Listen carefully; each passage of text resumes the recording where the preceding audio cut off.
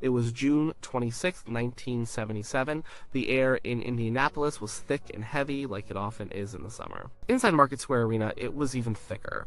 The space was filled with 18,000 people. Their energy was a mix of excitement and reverence. They were waiting for one man. When he walked on stage, the roar was deafening. He looked tired. He looked overweight. He was wearing one of his famous jumpsuits, this one white and gold. They called it the Mexican sundial. He was a paradox. He was a shadow of the young man who had changed the world. And yet, he was still the king. The charisma was still there under the surface. The voice was still there too. It was a little heavier, maybe a little more worn, but it was still the voice that had defined a generation. The show was a mix of hits. He sang songs from his early days, the ones that made him a star. He sang gospel songs that meant so much to him. He sang powerful ballads that showed the depth of his talent. He joked with the audience, he bantered with his band.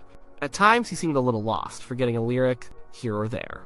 But then, he would lock in. A fire would light up in his eyes, and he would deliver a line with such power and emotion that everyone in the arena felt it. He knew his audience, he knew what they wanted the memories, they wanted the feeling he gave them. They wanted to be in the presence of greatness, even if that greatness was fading. And he wanted to give them that. Performing was what he did. It was who he was. The connection with a live crowd was his lifeblood. Even on a bad night, when his body ached and his mind was foggy, that connection was real.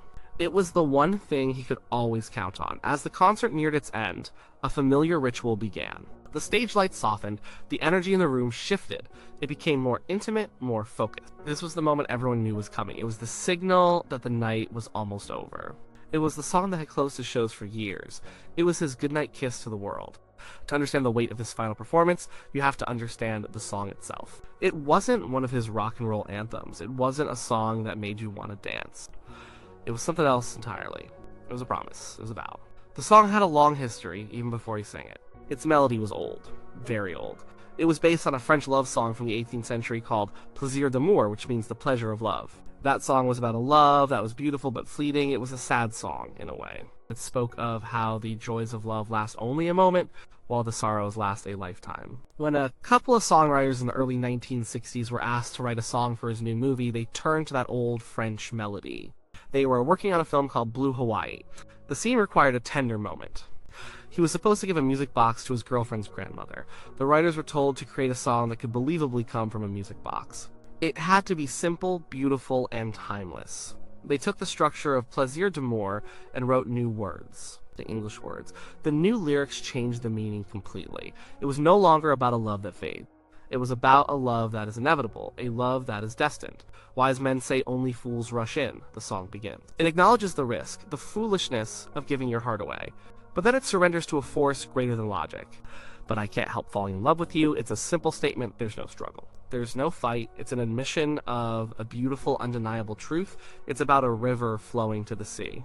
It's about things that are meant to be. When he first heard the demo, he loved it immediately. Some of the studio executives and movie producers weren't so sure. They thought it was a little slow, a little too simple.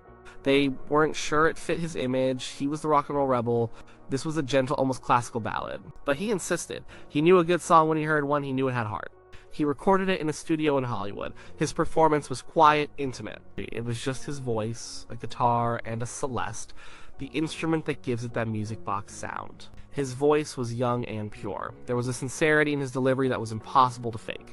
When he sang the line, "Take my hand, take my whole life too," it was a tender offer, a sweet plea from a young man in love. The song became a huge hit. It was one of the biggest songs from the movie, and one of the most beloved of his career. But the song didn't stay the same. As he changed, the song changed with him. In the late 1960s, he came back to live performing. This was the era of the black leather suit, the raw energy of the comeback special. He was hungry, he was powerful, he was proving to the world that he was still the king. He didn't perform the song much during this period. It didn't quite fit the raw, aggressive energy of those shows. Then came the 1970s, the Las Vegas years, the jumpsuit years. His shows became grand spectacles. He had a full orchestra, a gospel choir for backup singers, and a stage presence that was larger than life. His voice had matured, it had more weight, more power. He wasn't the boy from Tupelo anymore. He was a living legend, and in this new era, the song found a new home. It became the grand finale. It was the last thing the audience heard before he left the stage. The performance of the song became a piece of theater. It was no longer the quiet, simple ballad from Blue Hawaii, it was an anthem. The arrangement was huge. The orchestra would swell. The drums would crash like thunder. His voice would soar over it all. When he sang "Take My Hand, Take My Whole Life Too," it was no longer a plea. It was a declaration, it was a command. He was the king, sharing his soul with his loyal subjects one last time for the night. He would often go down on one knee at the end. He would spread the giant cape of his jumpsuit like an eagle's wing. The lights would hit him, and he would look like a god. It was pure showmanship. It was pure Elvis, and the lyrics, they took on a new meaning. In 1961, it was a song about falling in love with a person. By the mid-1970s, it felt like a song about his relationship with his audience. It was a love song to the thousands of people who filled the arenas every night. Shall I stay? Would it be a sin? It was as if he was asking them if he should continue, if they still wanted him. And their applause was always the answer. Yes, stay. It was his way of saying thank you. It was his way of saying I love you, and it was his way of saying goodbye for the night. Now, let's go back to Indianapolis. June 26, 1977. He had been on the road for a while. The tour was grueling. He was in pain. He was self-medicating with a dangerous cocktail of prescription drugs. He was lonely. He missed his daughter. Many people in his life were worried about him. His body was failing him, but on stage he could still find moments of magic. The concert in Indianapolis was not his best show.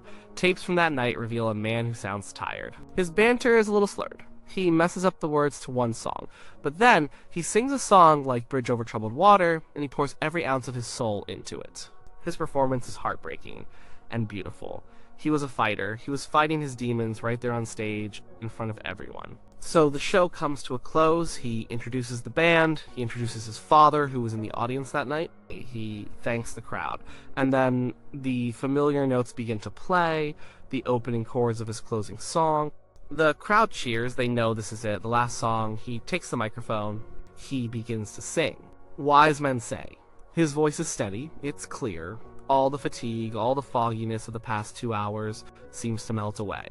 He is completely present in this one song. He looks out at the 18,000 faces, at the flashing cameras, at the darkness beyond the lights. He sings the lyrics he has sung 1,000 times before.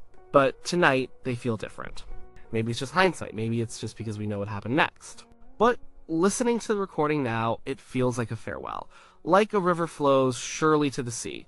Darling, so it goes. Some things are meant to be. It sounds like acceptance. It sounds like a man acknowledging his fate. His life had been a river, a wild, roaring river that had changed the course of popular culture. And now, it was flowing to the sea. It was nearing its end. He gets to the final lines. Take my hand, take my whole life too. He sings them with a power that seems to come from deep within. It's not the sweet sound of the boy in Blue Hawaii. It's not the bombastic command of the Las Vegas showman. It's something else. It sounds like a final, sincere offering. He had given them his whole life. From the time he was a teenager, his life had not been his own. It belonged to them, to the public, to the myth. And here in this last moment, he was giving it all one more time. He holds the final note. The orchestra swells around him. The drummer plays a final, crashing fill. He strikes his classic pose, one arm outstretched, his cape spread wide. The crowd erupts. The sound is overwhelming. It's a tidal wave of love and adoration. He stands there for a moment, soaking it in. He is breathing heavily. He looks exhausted but satisfied. He brings the microphone to his lips. Thank you and good night, he says. Then he turns and walks off the stage. A voice comes over the PA system, the famous line that had been used for years. Ladies and gentlemen, Elvis has left the building. And this time, it was for good. He flew back to Memphis that night. He was scheduled to rest for a few weeks before starting another tour in August. That tour never happened. On August 16th, 1977, just a little over 6 weeks after that Indianapolis concert, Elvis Presley died. He was 42 years old. The news was a shockwave that went around the world. People couldn't believe it. He was more than a singer. He was an American institution. He was supposed to be immortal. That final show in Indianapolis suddenly became a historic event. The last time anyone saw him perform. The last songs he ever sang to a live audience. And that last song, the one he always closed with, became his unofficial epitaph. It was the last musical statement he ever made. The song is about a love that is so powerful, you are helpless against. You can't fight it.